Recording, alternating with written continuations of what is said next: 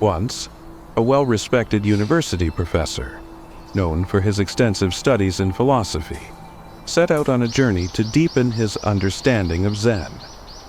He had heard of a renowned Zen master, Nan-in, who lived in a quiet village far away from the bustling academic circles. The professor had read countless books, written many papers, and lectured widely on the subject of Zen, but he still felt something was missing. He believed that by meeting Nan-in, he could grasp the essence of Zen more fully. The professor traveled for days to reach Nan-in's remote monastery. As he arrived, he was warmly greeted by the master, who lived a simple life surrounded by nature.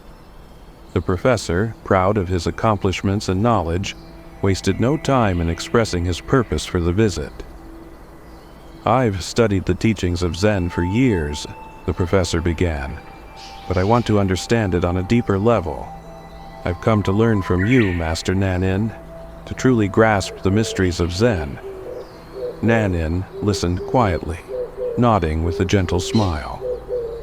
The professor continued to speak at length, passionately discussing the texts he had read and the theories he had developed over time. He spoke of his own interpretations, philosophies, and opinions about Zen, each word filled with a sense of self-assurance. Nan-in, remaining calm, offered the professor a seat and suggested, "Let us have some tea. It is always good to have tea when discussing such profound matters." The professor agreed and sat down, feeling pleased with himself for having gained an audience with such a respected figure. Nan-in brought out a teapot and 2 small cups. He placed one cup in front of the professor and the other in front of himself. With quiet grace, he began pouring tea into the professor's cup. The tea rose steadily, nearing the brim, but Nan-in did not stop. The professor watched in surprise as the tea reached the very top of the cup and began to spill over the edge. "Master!" the professor exclaimed. "The cup is full. No more tea will go in."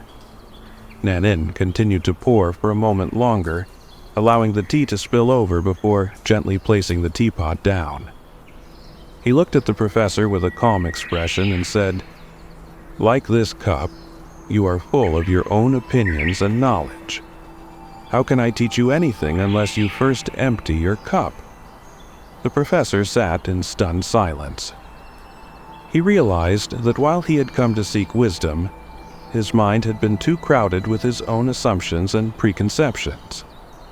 His desire to prove his intellectual prowess had prevented him from truly receiving the essence of Zen. Humbled, the professor slowly began to understand the lesson Nan-in had given him, not through words, but through action. Zen was not something that could be grasped through academic study or intellectual debate. It required an open mind, free of ego, willing to let go of what it thinks it knows. Only then could real insight emerge.